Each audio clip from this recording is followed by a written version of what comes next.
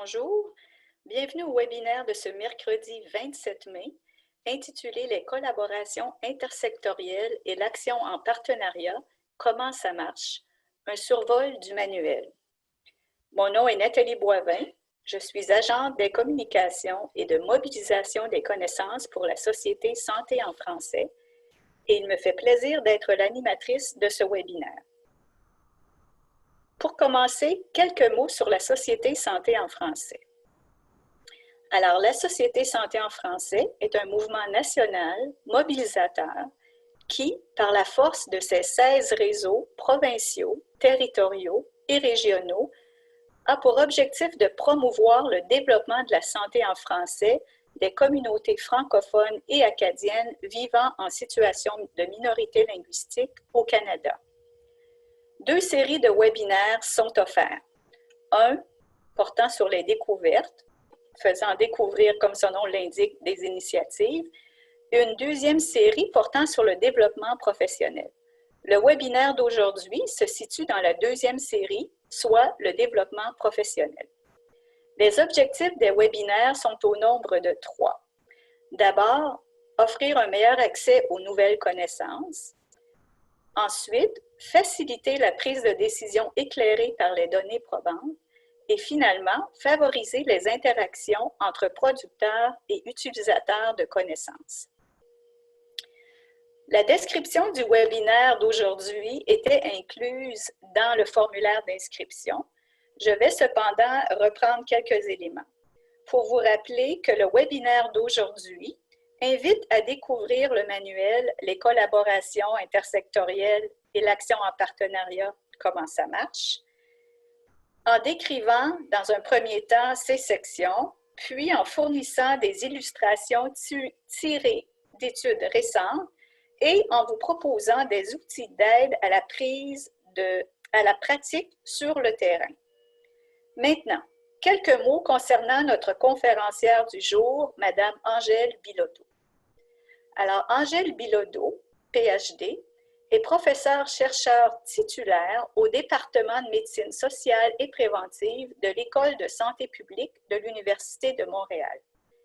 Elle est chercheure régulière au Centre Interaction du CIUS du nord de l'île de Montréal et également à la chaire de recherche du Canada, approche communautaire et inégalité de santé de l'Université de Montréal. Les intérêts de recherche de Mme Bilodeau sont ceux de l'intersectorialité, de l'action en partenariat, de l'innovation sociale, des collaborations interorganisationnelles publiques communautaires, de la gouvernance collaborative et des politiques publiques intégrées dans l'action publique. Alors, avant de céder la parole à Mme Bilodeau, j'aimerais vous partager quelques éléments de logistique. D'abord, sachez que vous êtes toutes et tous présentement en mode sourdine. C'est fait automatiquement. En cours de webinaire, si vous souhaitez poser une question ou formuler un commentaire, vous pouvez le faire par écrit en utilisant la boîte de conversation, communément appelée chat, au bas de votre écran. Aussi, au fil du webinaire d'aujourd'hui, vous serez invité à participer à quelques questions de sondage interactif. Votre participation est totalement facultative et toutes les réponses données sont anonymes. Vous n'avez qu'à cocher la case qui correspondra à votre réponse directement à l'écran. Je tiens aussi à vous informer que la présentation de Mme Bilodeau sera accessible sur le site de la Société Santé en français suivant le webinaire. Alors, allons-y maintenant avec une première question de sondage interactif pour vous. Alors, vous voyez apparaître à l'écran la question. Donc, dans quel secteur d'activité œuvrez-vous? Est-ce que c'est communautaire, comme des associations communautaires, coop, membres d'un CA, gouvernement, que ce soit municipal, régional ou provincial, le secteur de la santé et des services sociaux, le secteur de l'éducation, que ce soit en milieu scolaire ou universitaire, le secteur de sécurité publique, mesures d'urgence, GRC ou autres, ou est-ce que c'est plutôt un secteur autre? Alors, vous pouvez aller dès maintenant et voter directement en cochant la case qui correspond à votre situation. Allez-y.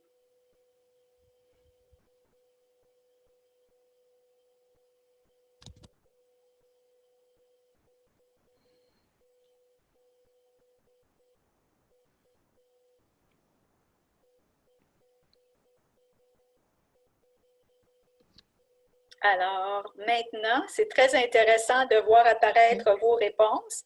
Alors, présentement, de l'autre côté de l'écran, nous avons 35% des personnes qui appartiennent au secteur communautaire.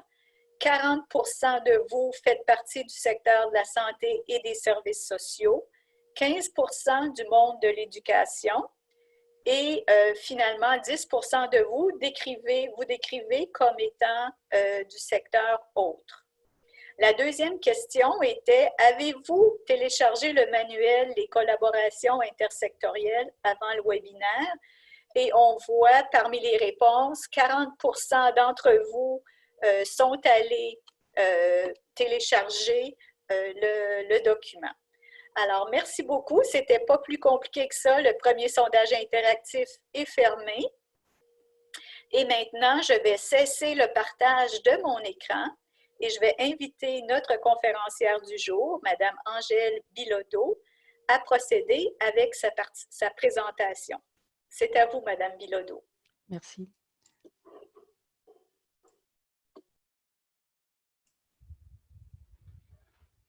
Alors, je crois que tout est bien installé. Donc, bonjour à tout le monde. C'est vraiment un plaisir pour moi aujourd'hui, avec la Société Santé en français, de partager ce manuel. En fait, on va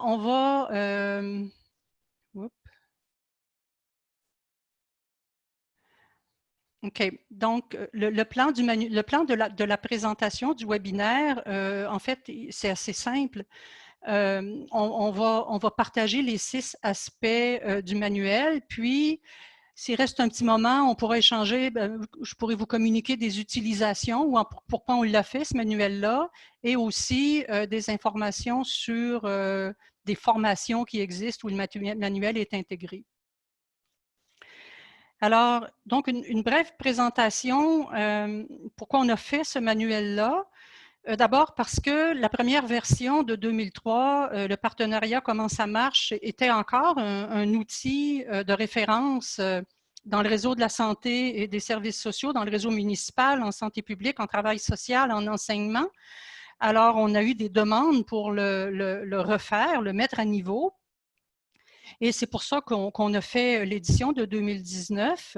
En fait, il y a 20 ans de travail de recherche terrain derrière cet ouvrage-là, avec une cohérence dans le sens où ces recherches-là ont toutes été, ou pour une grande partie en tout cas, fondées sur la théorie de l'acteur réseau, qui est une théorie avec laquelle on travaille depuis plusieurs années, qui est une théorie sur la manière dont fonctionnent les réseaux intersectoriels ou les réseaux en tout cas hétérogènes, et comment ils parviennent à faire des changements, des innovations. Alors, c'est pour ça qu'on prend cette théorie-là, pour comprendre les enjeux, pour aussi, on est arrivé avec ça à développer des théories spécifiques à l'action en partenariat, à l'action intersectorielle, qu'on expose dans ce manuel-là, entre autres.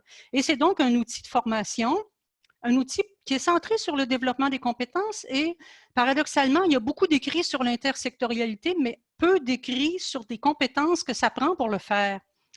Et on a voulu aussi que l'outil soit convivial, dans le sens qu'on essayait d'avoir des termes, et ça, on a testé avec des utilisateurs, avec des praticiens, pour être sûr qu'on avait le bon vocabulaire. Donc, il y a 6 aspects dans la présentation du manuel, des concepts. Il y a 6 parties, si on veut, et je les présente sommairement là, mais on va les reprendre tout au long du webinaire. Des concepts, des repères historiques. Qu'est-ce que c'est qu'un acteur? 5 clés importantes, donc des moyens de progresser dans l'action intersectorielle. On va s'attarder sur les controverses. On va regarder les pratiques médiatrices parce que c'est central pour faire marcher les partenariats et évidemment les 6 conditions d'efficacité.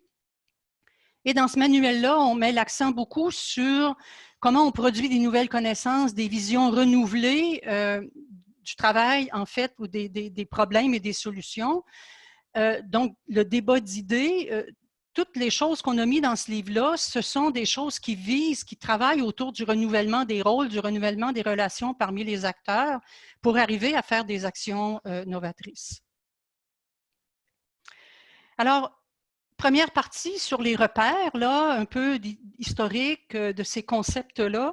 C'est juste l'idée qu'on les met souvent ensemble, intersectorialité, partenariat, mais il faut quand même voir que c'est des idées qui sont apparues à des moments différents dans l'action publique.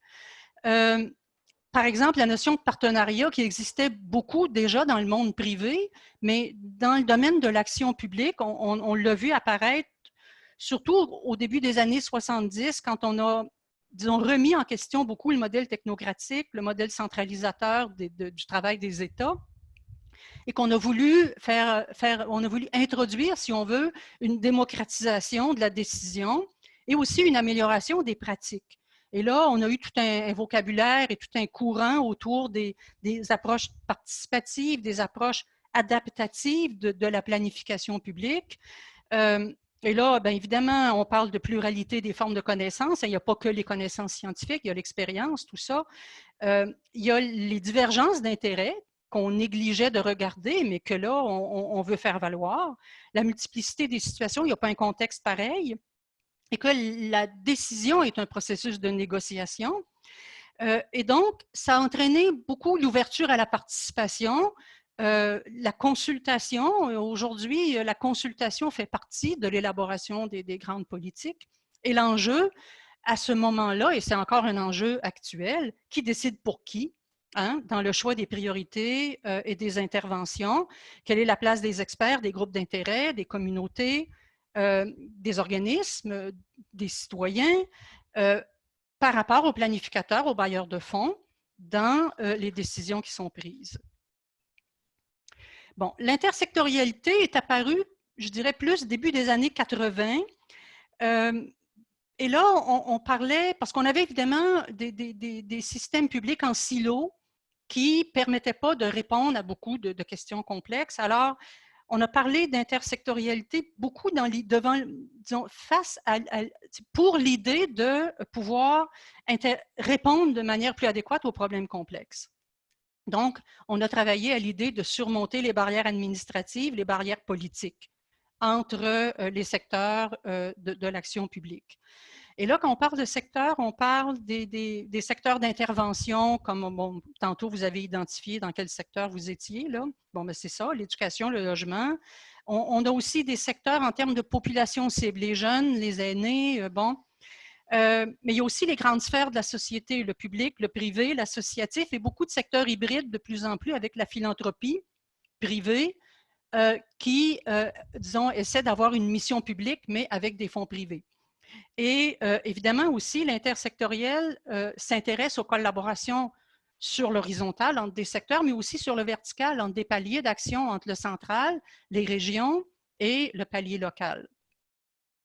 Et ce qu'on observe aussi beaucoup, puis qui est important, fin des années 80, c'est un déplacement de responsabilité de l'État vers les acteurs privés ou les acteurs du monde associatif, ce qui entraîne une multiplication des acteurs de différents secteurs dans l'action publique, ce qui complexifie grandement d'ailleurs l'action intersectorielle.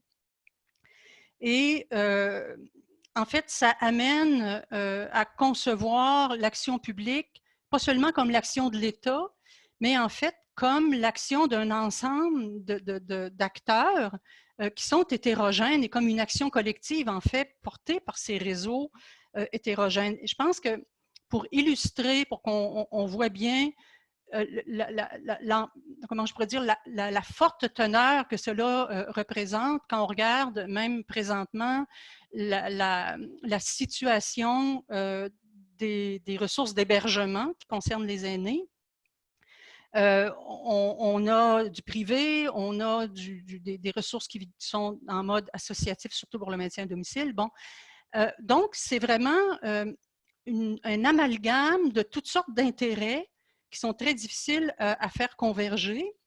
Et ce qu'on a de plus en plus aussi, qu'on observe avec ce mouvement de transfert de responsabilité, c'est le fait que l'intersectorialité est utilisée pour d'autres finalités que juste essayer de travailler les problèmes complexes. La réduction des coûts, le transfert de responsabilité vers l'État. Et on voit donc qu'on complexifie la réponse, si on veut, publique ou public-privé, public, bon, enfin, de toutes ces amalgames, si on veut, hétérogènes. Et c'est comment dire, une complexification et une réponse qui n'a plus grand-chose à voir avec l'idée initiale que l'action intersectorielle travaillait avec la complexité des problèmes. Bon, pour se centrer un peu sur, disons, l'action intersectorielle au jour d'aujourd'hui, c'est beaucoup de travailler à des interdépendances et des convergences entre, comme on le disait tantôt, des acteurs vraiment hétérogènes, disons, et à différents paliers. C'est un mode d'action extrêmement difficile à réaliser pour les gens qui y œuvrent, je pense que vous le savez. Inégalité de pouvoir parmi les acteurs, action en silo avec des intérêts rarement alignés, difficile dépassement des intérêts sectoriels, différentes logiques d'action, difficulté aussi à faire converger les différents, les controverses, on y reviendra plus loin, mais les controverses, c'est très important dans le travail intersectoriel dans la mesure où c'est souvent ce qui empêche de progresser véritablement dans le travail collectif. Et le but, évidemment, c'est de développer des interventions, des politiques, des programmes qui sont mieux coordonnés ou mieux intégrés. Et ce qu'on sait par ailleurs dans la littérature, c'est ce que j'ai mis dans le carreau gris en bas, c'est l'idée que les politiques ou les programmes publics qui réussissent le mieux à vraiment répondre aux situations complexes, ce sont des approches en réseau intersectoriel plutôt que des approches par un acteur seul. Un point central, en fait, c'est ça, c'est d'arriver à plus d'interdépendance qui se fait forcément au détriment de l'autonomie. Ça, c'est une figure qui est tirée du manuel, mais c'est vraiment ce jeu, et c'est là où l'intersectorialité se joue entre l'interdépendance et l'autonomie. On reconnaît habituellement 4 niveaux de collaboration là, entre les secteurs. Le premier, le plus facile, où on a le plus d'autonomie, c'est l'échange d'informations. Ça ne demande pas beaucoup de collaboration, pas beaucoup d'intensité dans la collaboration. Le deuxième niveau, c'est la coopération, où on essaie de mieux accomplir chacun ses buts propres, si on peut s'entraider sans trop se déranger. C'est un peu ça. La coordination, c'est un peu plus avancé. Ça demande un ajustement mutuel aux interventions de chaque secteur. Donc là, chacun doit céder de l'autonomie pour être capable d'améliorer le service, si on veut, ou le produit, ou l'intervention, ou la politique. L'intégration, c'est vraiment le cran au-dessus. Et là, c'est vraiment l'interdépendance qui l'emporte par rapport à l'autonomie. Il faut donc céder beaucoup d'autonomie. On parle de co-construire des nouvelles interventions, des interventions plus globales, et aussi les politiques gouvernementales, par exemple, en matière d'environnement, c'est celle où on a vu le plus d'intersectorialité développée. Et là, on est vraiment dans travailler beaucoup plus l'interdépendance. D'ailleurs, si on prend l'exemple du plan de déconfinement qui est actuellement l'objet central de nos gouvernements, il s'agit là d'une intervention gouvernementale et on voit bien comment chaque secteur perd de l'autonomie pour qu'on gagne en cohérence et qu'on gagne en interdépendance. Et on voit aussi, dans un contexte très particulier comme celui-là, que le fait d'avoir une autorité centrale qui est celle du gouvernement, qui dispose de lois aussi qui peuvent avoir un caractère de contrainte, ça facilite la coopération, ça facilite la création d'interdépendances. Alors, cet exemple-là est intéressant, il est particulier, mais dans le contexte actuel, ça permet d'illustrer qu'est-ce que ça veut dire l'interdépendance et l'intégration pour parvenir à plus de cohérence au détriment de l'autonomie. Bon, ça, c'est vraiment la partie d'entrée, si on veut, qui est de définir les notions de partenariat et d'intersectorialité. Maintenant, la deuxième partie est consacrée à qu'est-ce qu'un acteur, parce que ça peut aller de soi, mais il y a quand même des caractéristiques des acteurs qui sont intéressantes à maîtriser si on veut être capable d'interagir en intersectorialité. En fait, l'acteur, c'est toute partie prenante dans une situation. Hein. Les acteurs, ils se définissent par leur position sociale et leur identité, et ils sont porteurs d'intérêt devant un certain nombre d'enjeux qui les mobilisent dans une situation donnée. Un des outils qu'on a mis dans le manuel, c'est un outil qui nous aide à caractériser les acteurs dans une situation donnée. Donc, c'est vraiment une matrice, mais où ça nous aide à réfléchir à qui sont les gens autour de notre table. Ils sont socialement positionnés de manière différente dans la société. Il y a là des rapports de pouvoir, ils sont dans des secteurs différents, tout ça, et ils ont une identité. Donc, une mission, des valeurs, une vision, et ces visions sont forcément différentes puisqu'ils n'ont pas la même mission dans la société. Ils ont aussi des intérêts et des enjeux. Les intérêts, c'est ce qui est à leur avantage, et les enjeux, c'est ce qu'ils risquent de perdre ou de gagner en capacité d'action dans la situation qui nous intéresse. Alors là, évidemment, il y a un exemple que je ne déclinerai pas ici, mais que vous retrouverez dans le manuel. La troisième partie, elle est consacrée à chercher à progresser dans l'action collective. Et là, on a mis 5 moyens, 5 clés, si on veut, pour nous aider à faire avancer les collectifs.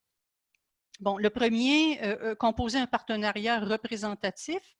Et là, on s'entend bien sur le représentatif, c'est d'abord et avant tout de représenter les aspects du problème et des solutions qui sont incontournables. Et ce n'est pas juste d'avoir des acteurs autour d'une table, c'est d'avoir la diversité des points de vue qui sont portés par des acteurs, c'est vrai, mais c'est d'abord l'idée d'avoir les points de vue autour de la table, de sorte que ça élargit les possibilités de convergence entre les acteurs. Le fait d'avoir une étendue plus large d'idées fait qu'on a plus de possibilités de créer du nouveau. La deuxième clé, définir ensemble un projet provisoire. C'est toujours l'idée de partir avec quelques idées fortes, là. Où est-ce qu'on veut aller, bon, avant d'associer des partenaires, mais très rapidement, il faut ouvrir le dialogue pour qu'on ait un échange de points de vue. Autrement dit, ce n'est pas l'idée d'inviter seulement à la mise en œuvre. Il est un peu tard pour parler de partenariat. Alors, ça, c'est le deuxième point. Le troisième point, travailler avec les rapports de pouvoir. Il y a toujours des rapports de pouvoir au sein des instances d'action collective. Le pouvoir, ce n'est pas quelque chose que l'on détient, hein, c'est quelque chose que l'on exerce. C'est sa capacité comme acteur de pouvoir contraindre d'autres acteurs ou influencer fortement d'autres acteurs à faire quelque chose dans notre propre intérêt. Plus on a d'atouts, plus on peut mobiliser d'atouts pour exercer du pouvoir. Mais on n'est pas obligé de le faire. On n'est pas obligé de mobiliser tous ces atouts dans un exercice d'action collective. Parce que l'idée, c'est de recueillir et de faire travailler ensemble toutes sortes de points de vue, toutes sortes de ressources. Alors, si on impose son point de vue, on n'avance pas. Donc, ce qu'il faut établir, c'est un rapport où chacun peut influencer. Et ça se fait essentiellement en adoptant collectivement des règles pour mener les processus de travail collectif et des règles de décision. Quelqu'un qui a peu d'atouts, mais qui a quand même des atouts à apporter, qui comptent pour l'action collective, ben, si la règle de décision est 1 pour 1, ben, à ce moment-là, les acteurs qui détiennent le moins de ressources, le moins d'argent, admettons, le moins de capital, peuvent quand même influencer la décision. Et d'ailleurs, parlant d'atouts, les capitaux que détiennent les acteurs sont fort différents. Ils peuvent les faire valoir aussi dans le sens où il y a du capital relationnel. Les réseaux, par exemple, dont disposent, je reprends l'exemple des acteurs communautaires qui disposent de grands réseaux pour mettre en œuvre des interventions. Ben, en fait, ils ont peut-être moins d'argent, mais ils ont plus de capital social, si on veut. Voilà. Donc, le quatrième élément, la quatrième clé, c'est de travailler avec des logiques d'action différentes. Il faut être capable de valoriser les perspectives différentes, combiner des logiques d'action qui sont différentes. Sinon, ce n'est pas la peine de se mettre autour d'une table en toutes sortes de secteurs et toutes sortes de points de vue si on n'est pas capable de travailler cela. Et ça, on va le voir entre autres dans la section qui est consacrée aux pratiques médiatrices, où on développe là des réflexions, des manières de concevoir comment on peut faire se combiner des logiques d'action. Et la dernière clé, ça concerne la production des intermédiaires et leur utilisation, évidemment. Les intermédiaires, c'est un terme qui il peut avoir plusieurs sens, mais intermédiaire, forcément, il y a intermédiation dedans. Donc, il y a quelque chose de communication, de relationnel.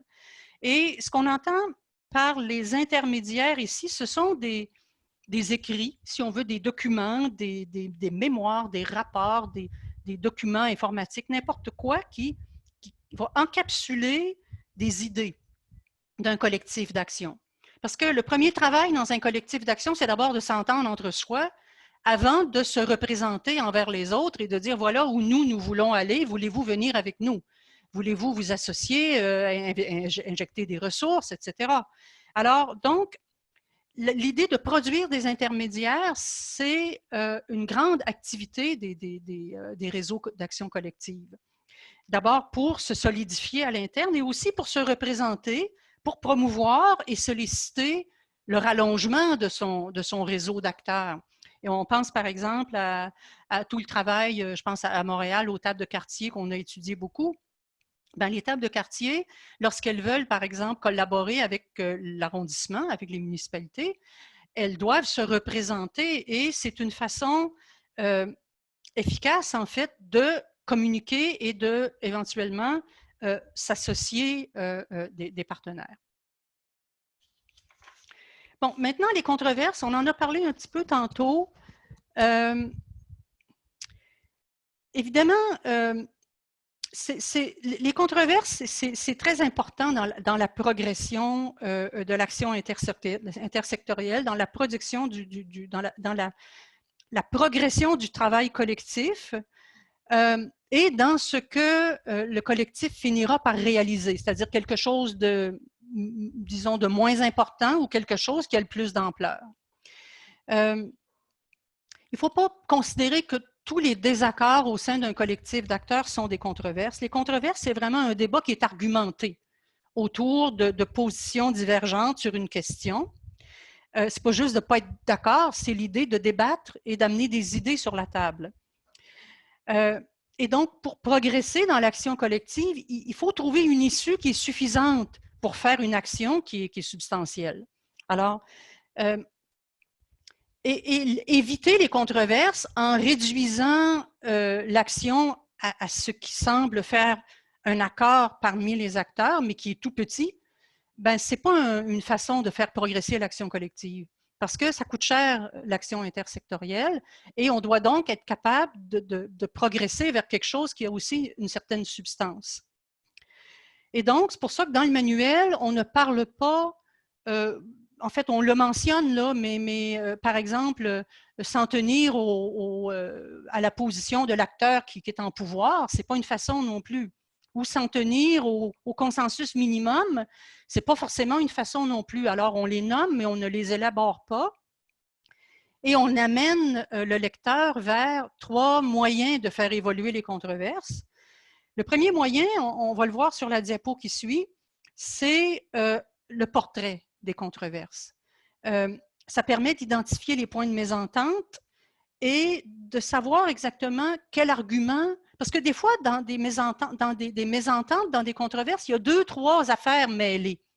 Et pour les démêler, il faut distinguer les arguments qui ont trait à cette controverse-ci et les arguments qui ont trait à une autre controverse. Et donc, ça nous aide à se clarifier les idées, surtout quand on est en pôle position et qu'on anime, qu'on a un rôle de médiateur au sein d'une instance. Il faut être capable de comprendre vraiment bien les arguments des acteurs et de ramener chaque affaire à sa place, autrement dit. Un argument qui va sur une controverse, il ne peut pas être servi tout le temps pour toutes les controverses. Bon, alors c'est un peu l'idée de bien saisir ce dont on parle et l'outil que je vais vous communiquer après permet de faire ça. Et donc, essentiellement, la manière d'évoluer dans les controverses, c'est le déplacement chez les acteurs par la négociation et l'apprentissage. Parce que c'est pas vrai que des acteurs réunis comme ça en action intersectorielle restent sur leur position. L'expérience, pas juste chez nous, dans tout ce que moi je lis sur le traitement des controverses, beaucoup de littérature française, entre autres, sur les controverses, en fait, se confronter aux réalités que les autres amènent, ça nous amène nous-mêmes à ajuster notre propre position. Et c'est comme ça que les acteurs des réseaux intersectoriels apprennent et donc changent de position. Ce qu'on appelle les déplacements, hein, changer de position. L'autre façon forte de faire évoluer les controverses, c'est reconfigurer le réseau. Souvent, on va voir que l'ajout de nouveaux acteurs qui n'étaient pas là dans une controverse qui est figée, d'autres acteurs amènent des connaissances nouvelles, amènent des ressources nouvelles. Ce que ça implique aussi, c'est qu'il y a l'ajout de nouveaux acteurs, mais il y a aussi évidemment le retrait de certains acteurs. Quand on dit on peut renforcer certains liens, mais il y a aussi qu'on va arriver à abandonner d'autres liens au sein du réseau. J'ai vu dans beaucoup de situations, par exemple, où il y a une partie des acteurs qui portaient une position et qui vont se retirer, qui vont laisser aller sur la position forte pour un moment. Ça ne veut pas dire que là où ils voulaient aller n'était pas valable, mais c'est juste qu'à un moment donné, il y a des choses qui deviennent irréconciliables. Et on ne va pas tout faire en même temps. Donc, on va voir comme ça des réseaux qui vont se délester de certains participants pour un temps, quitte à y revenir après dans un autre projet, mais ça aide à faire évoluer les controverses. Bon, je parlais tantôt du portrait de la controverse. Bon, essentiellement, dans la partie de droite de l'écran, vous avez 3 types d'arguments. Essentiellement, dans le propos des acteurs dans une controverse, il y a 3 affaires dont ils nous parlent. Leurs arguments ont trait aux valeurs, par exemple l'efficacité, la solidarité, ce sont des valeurs fortes, l'efficacité par exemple dans le réseau public, la solidarité dans le réseau communautaire, ce n'est pas des valeurs contradictoires, c'est des valeurs qui peuvent très bien vivre ensemble, mais peut-être pas tout le temps non plus, selon. Il y a aussi des arguments qui ont trait au savoir scientifique. Et là, les acteurs vont découper les savoirs scientifiques qui leur conviennent en fonction de leurs intérêts, de leur position sociale. Il y a par exemple des savoirs scientifiques que des acteurs, disons, ne vont pas considérer comme étant valables et ils ne vont pas les retenir parce que ça ne sert pas leurs intérêts. Il y a aussi les savoirs d'expérience qui sont basés, évidemment, sur les pratiques. Moi, dans ma pratique, dans mon expérience, telle chose a bien marché et je voudrais qu'on l'étale, qu'on la déploie à la grandeur d'une région. Bon, alors, il y a ce genre d'arguments. Et ce qui est surtout important de retenir à ce point-ci, c'est que ces arguments-là, ils sont très, très fortement liés à qui sont les acteurs, à leur identité, à leur position sociale, aux intérêts et aux enjeux auxquels ils sont confrontés dans la controverse en question. Alors, c'est évidemment, les savoirs scientifiques non plus, on le sait, ce n'est pas neutre, hein, chacun découpe. Alors, c'est intéressant, cet outil-là, si on veut, sert pour les gens qui sont en pôle position d'une instance intersectorielle ça leur sert à analyser les controverses et surtout à relier, à comprendre pourquoi tel acteur défend telle position à ce moment-ci. Donc, sa position sociale, ses intérêts et les enjeux présents, ça explique pourquoi il adopte telle et telle position.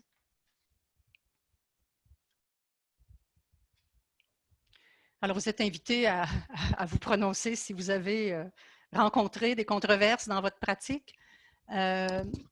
J'imagine que si vous êtes dans le domaine depuis un bon moment, probablement. Et en fait, ce qu'il y a dans le manuel qu'on a vraiment précisé aussi, puis ça, c'est beaucoup dans le travail collectif avec Louise et Andréane, de bien expliquer aussi qu'est-ce qui n'est pas une controverse, parce qu'il y a beaucoup de désaccords dans les collectifs qui ne sont pas des controverses. Alors, ça permet juste de s'attaquer à une controverse quand il y en a et de régler les désaccords tout autrement. Ah, 86, c'est bon. 86% d'entre vous avaient baigné dans les controverses. Bon, alors, c'est bon.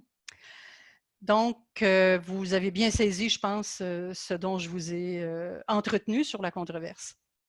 OK, maintenant, la 5e partie porte sur le rôle des médiateurs, ces bâtisseurs de liens sociaux dans les réseaux d'action collective. Ces bâtisseurs sont les coordonnateurs, coordonnatrices de tables, d'instances, de comités, appelez-le comme vous voulez, les professionnels accompagnateurs aussi, les consultants qui prennent beaucoup ce rôle, les agents de développement, de milieu, de liaison, mais ce sont vraiment les personnes à la pôle qui ont le travail. Ils ne sont pas seuls, mais eux, ils ont particulièrement à être des leaders de ce travail de médiation. Et dans le manuel, vous allez retrouver en fait 3 pratiques qu'on a distinguées, qui sont beaucoup basées sur les travaux de collègues comme Carl Clavier, par exemple, à l'UQAM en Sciences Po, qui ont développé ces pratiques stratégiques, logistiques et cognitives. Les pratiques stratégiques, ça veut dire soutenir la négociation vers des intérêts partagés. Dans le bouquin, on donne des manières de faire cela. Les pratiques cognitives, c'est plus de construire du sens commun. Comment on parvient à un langage commun, à la mise en lien d'un univers à l'autre. Évidemment, il faut les maîtriser soi-même, ces langages, si on veut être capable de les faire se connecter, et comment on crée du dialogue. Et la dernière des pratiques, c'est les pratiques logistiques, c'est le travail de coordination. C'est en fait comment on entretient un partenariat. Je pense aux travaux d'Yves Saint-Arnaud, par exemple, en psychologie communautaire, qui a beaucoup développé la psychologie des petits groupes, là, comment on fait que ça se tient ensemble. Alors, tout ce travail d'entretien du partenariat et évidemment l'organisation des opérations, la tenue de l'agenda et la tenue, évidemment, de liens actifs avec les partenaires. La 6e partie du livre, du manuel, elle est consacrée à l'outil diagnostic de l'action en partenariat que vous connaissez probablement, qui a été publié en 2008, réédité en 2014, qui porte en fait sur 6 conditions d'efficacité de l'action en partenariat. Bon, l'inclusion de la diversité des points de vue, on en a parlé, la participation précoce des acteurs aux choix stratégiques, l'engagement dans un rôle de négociation et d'influence, pas seulement pour la mise en œuvre ou pas seulement dans des consultations, alors que la décision est prise au sein de ceux qui consultent, mais ceux qui sont consultés n'ont pas droit de parole à la décision. L'engagement des acteurs stratégiques et névralgiques, ça c'est important parce que les acteurs stratégiques, ce sont ceux qui ont un rôle souvent pour en entraîner d'autres. Alors que les acteurs névralgiques, ce sont les acteurs qui font eux-mêmes l'action et sans qui l'action ne se ferait pas. La 5e, je vais rajuster ça un peu. La 5e condition, c'est l'égalisation des rapports de pouvoir. On en parlait tantôt. En fait, ce qui est important dans ça, c'est que l'égalisation des rapports de pouvoir, on va la reconnaître dans les espaces communs où chacun est capable de repérer des signes concrets de sa propre influence et de l'interdépendance. On parlait tantôt d'avoir des règles. Si ces règles-là marchent bien, l'acteur va reconnaître qu'il a influencé une décision, même s'il détient peu de levier de pouvoir. La même chose pour la co-construction de l'action collective. Le fait de faire cela en ramassant les idées, en les faisant converger et faire quelque chose de cohérent avec ça. On va reconnaître qu'on a fait ça si on a un progrès dans la pensée ou dans l'action qui découle du débat d'idées et de la combinaison, en fait, des idées et des ressources des acteurs. Bon, vous connaissez probablement l'outil diagnostic de l'action en partenariat. On en a fait une version anglaise avec Health Nexus de Toronto en 2017 pour les gens que ça intéresse. Et dans la partie de droite, vous avez ce qu'une collègue a développé, qui est Marie-Pierre Saint-Louis, qui est une consultante qui soutient beaucoup d'actions en partenariat, beaucoup de processus d'évaluation de là où on en est bon, dans le fonctionnement collectif. Et elle a développé la roue d'appréciation de l'action en partenariat comme un outil pour faire un partage, en fait, c'est faire une animation collective autour des 6 conditions. Alors, je trouve que ça, c'est vraiment un outil qui est intéressant quand on a à... Autrement dit, pour faire ça, elle part du questionnaire qui a été, de l'outil du questionnaire qui a été rempli par les gens individuellement, mais là, elle collectivise les réponses et elle ouvre un échange avec cette roue socratique. Voilà, ça couvre les 6 parties du manuel. C'est sûr qu'on aurait pu mettre énormément autre chose, là, mais on a vraiment fait des choix pour que ça loge dans l'espace qu'on ne voulait pas non plus faire une thèse avec ça. Alors, donc, à quoi il sert ce manuel-là? Il faut partir de l'idée que l'action intersectorielle, je vous le disais tantôt, c'est difficile à réaliser. C'est parmi les actions dans le domaine public qui sont les plus difficiles à réaliser. Et comme je disais tantôt, il y a beaucoup d'écrits, mais paradoxalement, il y a peu d'outils sur les compétences pour soutenir des pratiques efficaces. Et en même temps, l'efficacité dépend de bonnes pratiques soutenues par des compétences qui ne sont pas n'importe quelle compétence. C'est des compétences vraiment spécifiques. On parlait du travail du médiateur tantôt, là. Pour faire ça, il faut se pratiquer. Il faut vraiment développer parce que ça ne s'enseigne pas à l'école, faire ça. Je veux dire, Andréane donne ces choses-là, notamment dans un de ses cours, mais il faut pratiquer beaucoup pour développer une forte expertise à faire cela. Donc, le manuel, ça se veut un instrument de formation et de développement de compétences. Son intérêt, c'est d'être fondé sur de la pratique terrain, des recherches qui ont découlé de la pratique terrain. Donc, c'est un peu comme un retour de ce que les praticiens font et nous ont donné comme matériel qu'on a préparé avec une réflexion d'analyse, tout ça. Donc, on retourne au terrain. Et ça apporte évidemment aussi des illustrations. On a voulu essayer que les gens avoir une pratique concrète à montrer aussi, pas que des concepts, si on veut.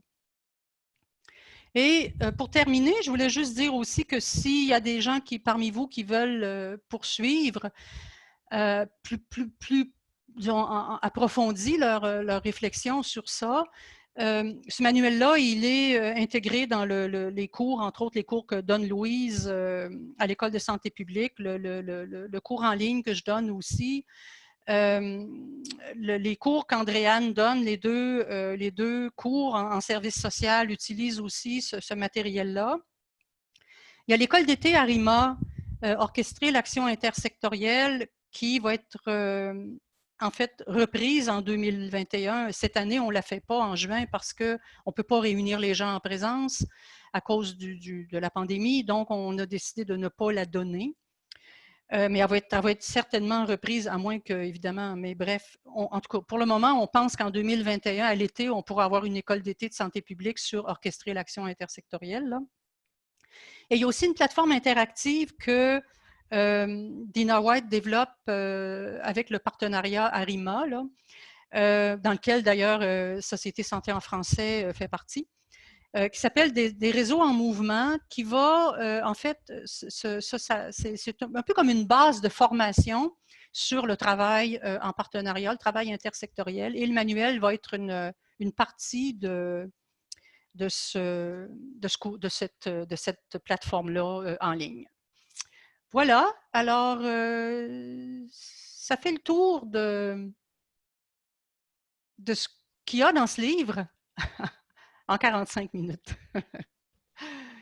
Alors, merci beaucoup, Angèle. Si vous voulez, maintenant, on a une autre dernière question de sondage interactif qui apparaît à l'écran que vous voyez présentement. Est-ce que vous connaissez l'outil diagnostic de l'action en partenariat? Donc, vous pouvez voter si vous le voulez maintenant. Je veux aussi mentionner qu'au cours de votre webinaire, Angèle, nous avons eu quelques questions qui sont apparues dans la boîte de questions et réponses, entre autres de la part de Marie-Joseph Pigeon. Alors, Madame Pigeon, je ne sais pas si vous vouliez formuler vous-même votre question, parce qu'à partir de ce moment-ci, il y a deux options qui s'offrent à vous. Alors, vous pouvez rédiger votre question en utilisant la boîte de conversation ou la boîte de questions-réponses, ou encore demander le droit de parole, et vous pourrez vous-même formuler votre question. On va activer votre micro. Alors, peut-être Madame Marie-Joseph Pigeon avait posé ou avait mis le commentaire suivant en deux. Pourquoi préciser et peut-être restreindre les organismes communautaires au local qui réfèrent au Québec, à la ville et même au quartier, alors qu'il existe des organismes de base qui ne sont pas des regroupements, soit régionaux et nationaux? Je pense pas avoir situé les acteurs communautaires forcément au palier local. Je sais que oui, il y en a à différents paliers. C'est vrai que dans le manuel, on parle beaucoup plus de l'action locale que le régional, par exemple, ou le palier central, pour une raison très simple, c'est qu'il fallait découper. Et par exemple, l'intersectorialité au palier régional a souvent des finalités qui sont différentes de ce qui se passe au palier local. Au palier local, on est beaucoup dans aménager les milieux de vie, offrir des services, développer des ressources. Alors qu'au palier régional, on travaille à souvent créer des conditions. Par exemple, essayer de travailler des redditions de comptes intégrées ou des choses comme ça. Alors, dans le manuel, c'est vrai qu'on parle plus de l'action locale. Et ça, c'était volontaire. On n'a pas voulu faire une section sur le régional, mais cela étant, les organismes communautaires se situent effectivement. Le monde associatif est à tous les paliers. Là. Oui, je suis d'accord là-dessus. Parfait, merci beaucoup. On a aussi une autre participant qui a demandé si vous pouviez donner des exemples concrets de réussite en intersectorialité. Ah, mais bien sûr, il y en a beaucoup. Entre autres, il y a tout un travail qu'on a fait depuis les années récentes là, autour des tables de quartier à Montréal, où on a étudié comment les réseaux intersectoriels sont arrivés à produire ce qu'ils ont produit. Je pense par exemple à la table de quartier de Centre-Sud où ils ont développé au plan de la sécurité alimentaire des choses fort intéressantes comme une serre communautaire, un marché public communautaire. Ils ont vraiment développé et ça a un impact. Là. C'est pas, je veux dire, la question par exemple de sécuriser les transports, les déplacements autour des écoles par exemple. Ce sont des réalisations assez concrètes, ça, qui découlent de l'action intersectorielle. Si vous voulez aussi regarder, par exemple, toute la série de monographies qu'ont réalisé nos collègues de la chaire de recherche du Canada en organisation communautaire là, avec Denis Bourque, sur leur site, ils ont toute une série de monographies qui ont été réalisées sur des expériences concrètes et des retombées fort intéressantes là, de l'action intersectorielle. Je vous mettrai en lien, en fait, au moins ça, et puis nos études de cas qu'on a faites à la chaire de recherche approche communautaire et inégalité de santé. Mais oui, on ne travaille pas en vain en intersectoriel. Là. Il y a des résultats, oui. Parfait. On a une question de la part de Marie-Joseph Pigeon. Est-ce que vous voulez que nous allons activer votre micro, Madame Pigeon. À vous.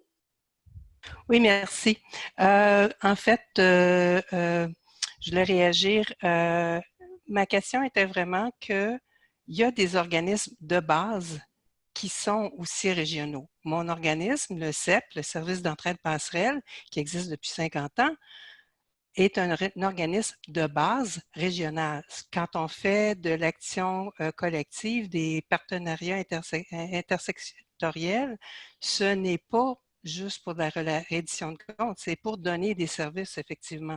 Alors, je trouve ça dommage que à chaque fois qu'on pense régional ou national, on pense tout de suite à des regroupements et pas à des organismes de base. Je tenais à préciser que ça existe et que on fait de la collaboration aussi. Alors, c'était ça. Merci beaucoup. Je ne nie pas ça, là, au contraire, c'est correct.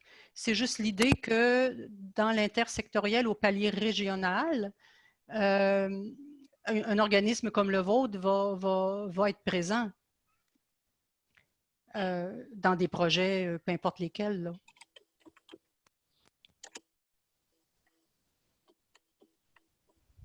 Parfait. On voit aussi dans les boîtes de commentaires des félicitations de la part de Mme Maryse Lénès pour la présentation. Est-ce qu'il y a une autre personne qui souhaiterait avoir la parole pour pouvoir interagir directement avec Mme Bilodeau? Alors, vous pouvez lever la main.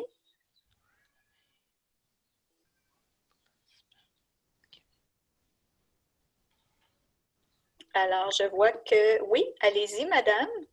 Oui, bonjour. Cécile Paquette, Fédération des aînés et retraités francophones de l'Ontario. Bonjour. Je me demande où est-ce qu'on pourrait se procurer le manuel en question. Il est disponible en ligne. Il était déjà sur le site de SSF, je pense. Oui, c'est ça. Nathalie, il est sur le site de Société Santé en français. Il est d'ailleurs, si je ne me trompe pas, le lien est directement dans le PowerPoint. Oui, c'est ça. Oui, il est tout fait. Il est directement dans le PowerPoint, le lien. Oh, fantastique. Je n'avais pas regardé assez bien. Merci. Puis sur la fiche aussi d'invitation au webinaire, le lien était là. C'est ça que j'allais dire, effectivement. Donc, il y a plusieurs endroits, Madame Paquette, où est-ce que vous pouvez avoir accès. Puis c'est fantastique. Le lien vous donne directement accès aux documents. Est-ce qu'on peut seulement le consulter? Non, vous pouvez le télécharger. On peut le charger, on peut le télécharger. Oui, vous pouvez le télécharger, vous pouvez l'imprimer, vous pouvez le vendre si vous voulez. Ah bon, on ne le vendra pas. L'imprimer, c'est déjà très bien. Merci. Parfait. Alors, merci de vos interactions. J'aimerais peut-être, Madame Bilodeau, vous poser une autre question, là, à savoir, quand vous avez, avec votre équipe, préparé le manuel, quel a été le principal défi auquel vous avez fait face? C'est ça, j'en ai un petit peu glissé mot tantôt. Le principal défi, c'était de choisir. OK. Parce que on ne voulait pas faire un ouvrage trop long.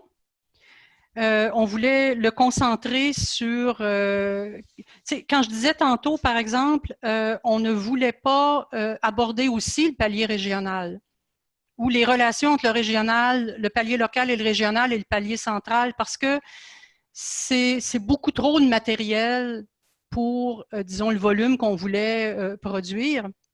Et ça fait référence aussi à toute une instrumentation théorique qui est différente.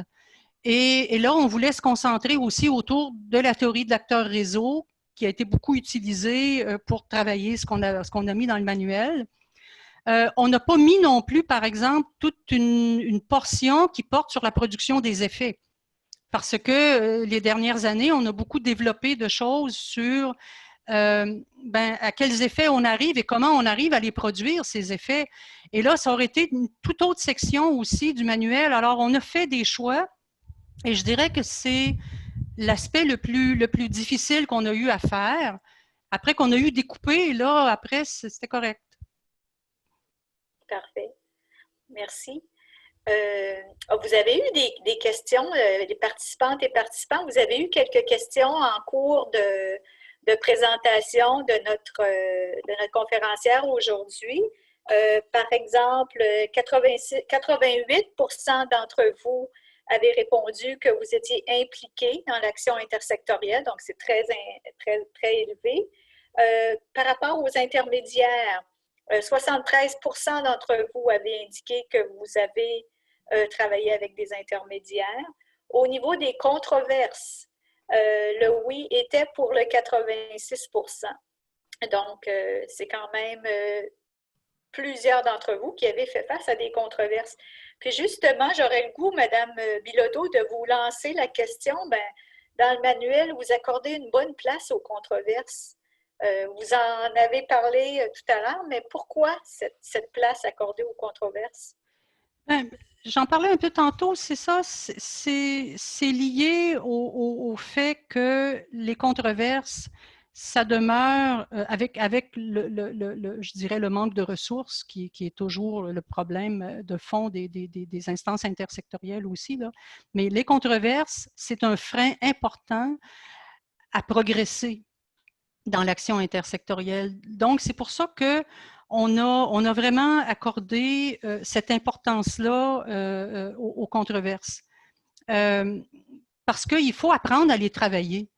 Il faut apprendre à les faire progresser. Et en fait, l'idée de les analyser, ça aide déjà les premières versions du portrait des controverses sont effectivement venues de praticiens qui s'étaient donné le trouble de démêler ce qui est tout enchevêlé dans une controverse.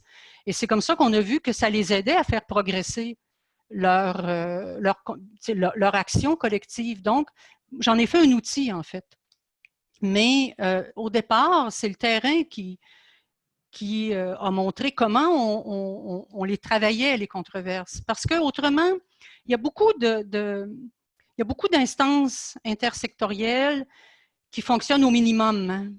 Ils se réunissent beaucoup, c'est très énergivore, et à l'issue, la production n'est pas si importante que ça, du fait qu'on ne se donne pas un certain nombre de moyens, dont celui-là. La production des intermédiaires, c'en est un autre aussi, un moyen, parce qu'après qu'on les a produits, ces intermédiaires, il faut les produire pour un public, il faut les placer quelque part, il faut que quelqu'un d'autre s'en serve, et c'est comme ça que notre action progresse. Alors, il y a des points comme ça qui nous permettent de voir qu'on progresse dans ce qu'on fait. Et c'est ça, en fait, l'intersectorialité, ça coûte cher. Donc, il faut s'équiper avec de bonnes compétences, des bons outils pour la faire évoluer. Vous avez bien aussi fait ressortir la question à savoir que avec la complexité des thématiques, des contextes dans lesquels on vit, dans lesquels on évolue présentement, ça requiert vraiment une action intersectorielle pour arriver à trouver de bonnes solutions et puis engager les différents secteurs en vue d'un meilleur état de santé général, en fait. C'est ça qu'on vise tous. Oui, et juste pour conclure là-dessus, l'action intersectorielle, elle est beaucoup plus développée au palier local. Au palier supérieur, c'est encore plus difficile. Au palier local, on est confronté directement aux besoins et les intérêts sectoriels finissent par s'atténuer au profit de l'intérêt collectif. C'est plus facile au palier local, dans tout ce que j'ai vu, moi en tout cas, là, que ce l'est au palier régional et évidemment au palier central. Alors, sur cette dernière réponse, nous arrivons tout près de la conclusion de notre webinaire d'aujourd'hui. Je tiens à remercier chaudement Mme Angèle Bilodeau pour ce webinaire qui nous a été offert et puis qui nous donne définitivement un bel aperçu du manuel, mais aussi le goût de retourner au manuel et de l'utiliser dans nos différentes interventions, interactions auprès de en collaboration avec nos partenaires de divers secteurs. Je vous invite tous, en quittant la présentation aujourd'hui, vous allez voir à l'écran apparaître un sondage qui nous permet d'évaluer le webinaire qui vous a été offert aujourd'hui. Alors, je vous invite à répondre, à prendre quelques minutes pour répondre à ce sondage. Et vous avez également le lien vers ce sondage qui vous apparaît présentement dans la boîte de conversation, le chat box. Madame Pigeon tient à vous remercier pour la présentation, Madame Bilodeau. Alors, un grand merci à Madame Bilodeau, un grand merci aussi à toutes les participantes et à tous les participants du jour. Et je vous invite à nous revenir pour un prochain webinaire présenté par la Société Santé en français en juin prochain. Merci beaucoup. Au revoir.